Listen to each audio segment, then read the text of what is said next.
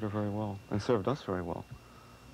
La Mama is dedicated to the playwright and to all aspects of the theater, and in particular to communication, one human being to the other. I have never felt necessarily that the English language is the beginning and the end of the world, and I've always felt that language was important, and important to try to find ways to use language so that it communicated beyond itself. And the way that I think has been best was through music and movement, and that's the story of La Mama.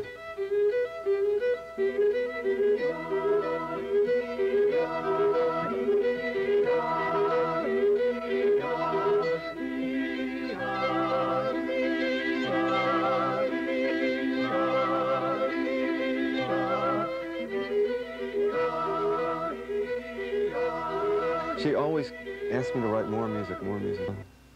This madrigal opera, which here we're calling it The Panther, there again, it's a different kind of responsibility where I've done the music and really the director comes in and makes the piece. When we planned this production, we did not know really first where to put it. And Philip had the idea of asking Ellen if she wants to have this kind of work. She couldn't know me at all, but she knew Phil. And what I found out, Ellen is working a lot in a way of intuitions, and she looks at you. And she doesn't look at your audition, she doesn't look at your reputation, she just looks at you, which I think is an enormous risk she's running. But it shows, again, an enormous trust she's having. And so when we got the chance to be here, I was very happy, and I was very honored, I think. Very honored. Not being known, really, and occupying such a huge space, and the annex is. Basically, spaces like this in New York are rare. I was trying to write a piece that had a theatrical structure that could be kind of filled in. And I don't think Manuel or anyone expected to do the definitive version of the piece.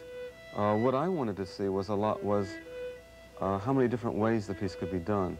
And Manuel's is, I think, a very striking way. It's a very atmospheric way of presenting it. When we first came to Philip and heard the music, there was not a concept for the Panther there immediately. It was more imagery created out of the music. When we heard the music, certain things just appear in your visions. Other people have other visions, and I just had these visions.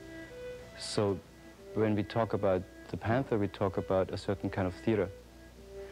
Not style-wise, let's say content-wise. When we deal with the problem of an old woman, talking about her isolation and about her communication problems, about being pushed aside, trying to relive missed lives.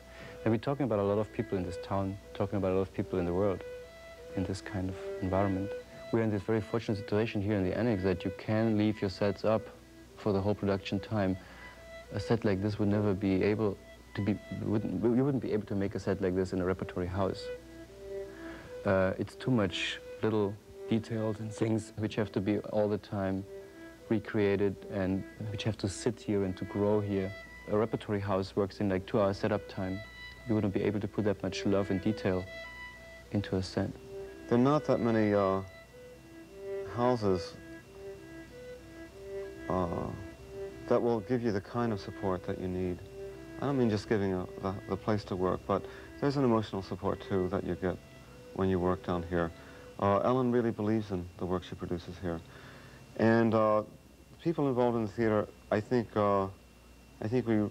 it's not just that this place or places like it, but particularly this place, because it was one of the first ones and still is one of the leading places in New York for new work, experimental work, or what you will. Besides it being important, it's really crucial to a vital theater in America. What things that come up here, it's only a few years, a few seasons away before the ideas that are here you end up seeing on Broadway or off Broadway. It's if these places didn't exist, there wouldn't be any Broadway the way we know it. I don't know if it's in these walls or in Ellen Stewart's person, but all these people seem to have one interest: making theater possible. with nearly nothing in the park.